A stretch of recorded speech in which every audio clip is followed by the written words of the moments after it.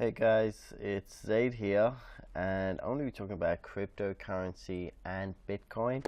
It's 6:30 a.m. here in Australia, and what better time, you know?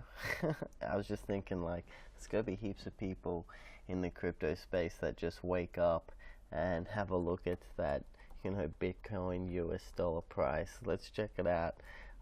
Which is, yeah, there you go. It's almost 12K now, and well, not really, but it was at 10, so it keeps fluctuating between 10 and 11 and 12K. So I just thought that's so funny. I reckon every Bitcoin follower does that as a ritual. So good to start off the day, and let's talk about Bitcoin.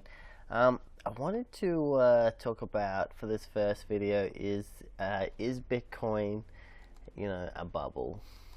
Uh, Look at that. Is Bitcoin crash coming?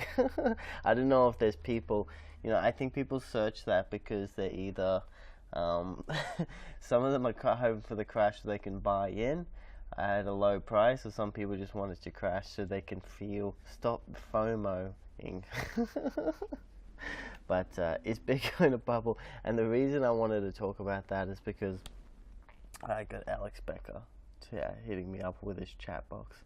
The reason I want to talk about why Bitcoin is a bubble is because that's the first thing that I think anyone that stumbled across this channel, I really want to hit that person that's like coming out of that coma. It's almost like the people that go from mainstream to cryptocurrency, they go out of this coma where they talk to all the masses, and everybody's like, Bitcoin's a bubble, it's not gonna last, blah blah blah. And then finally, when they see that the price is just still there, still keeps going up, hasn't crashed yet, they get some curiosity, and then they ask themselves, is Bitcoin a bubble? Is it? And that's why I think this is where they start. So let's have a look. Let's Google around. Let's see what happens. And what I want to do is just give you my perspective on whether or not I think Bitcoin is a bubble, and just have a look at some others as well, which I want to see what other people are saying. So I just don't want to be one of those guys that listen to me. I have all the answers.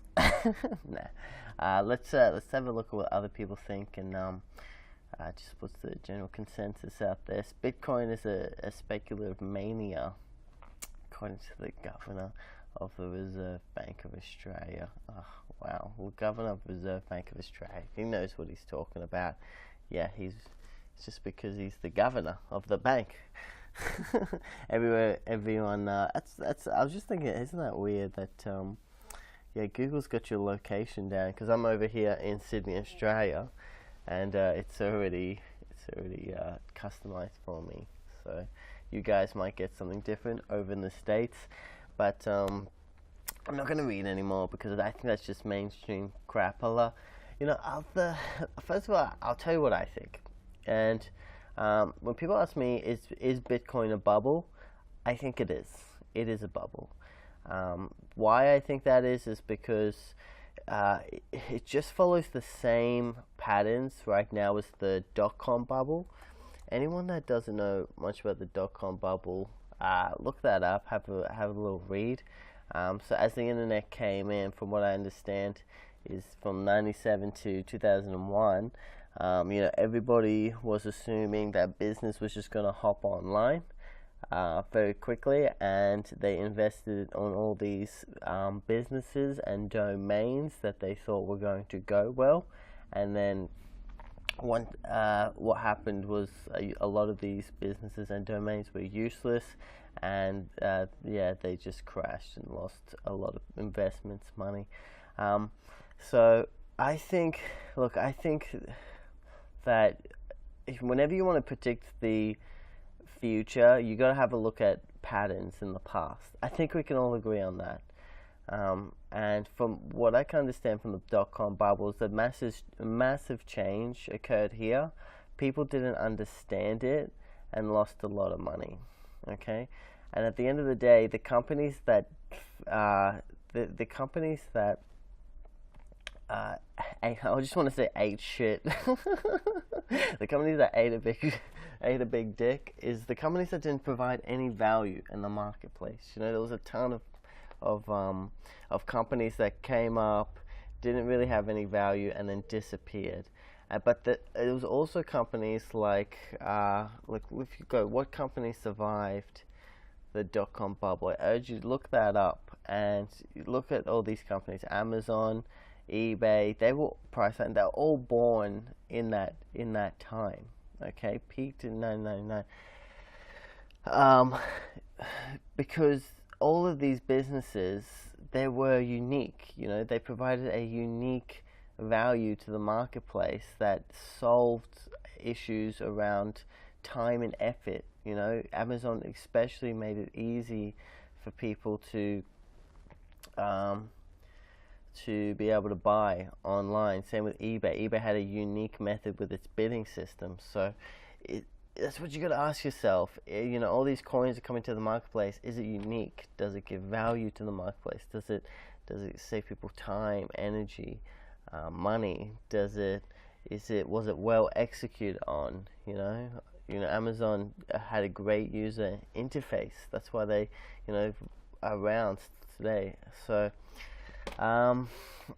these are variables you can ask yourself and measure. So I think 90% of these coins are they're gonna eat shit, but there are gonna be some coins that survive during this period. And if you just Google Amazon stock price, you'll see that Amazon at the time of the dot-com bubble was something like 5. Look at it, 98.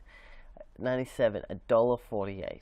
Okay, what is it to now? It's $1,300. So that's what you got to be thinking about. There's companies like Amazon out there in the ICO world that a dollar something, and if they provide enough value in the marketplace and executed on, they could skyrocket for years and years to come. Okay, and I think the good thing about ICOs is that they can do this. They can climb much more steeper because it's decentralized.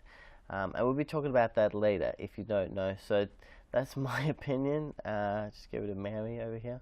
And yeah, let me know what yours is in the comments. I'm always open to hearing others. I'm going to be talking to my YouTube partner, Hamam Malice, about this video and what he thinks as well. We'll break it down, and I'll check out some other people's YouTube as well. But yeah, waking up with Bitcoin, having a look at the price. It's at 11,000, around 11,000 US dollars. And my name's Zeta Lasso, and yeah, enjoy our videos to come.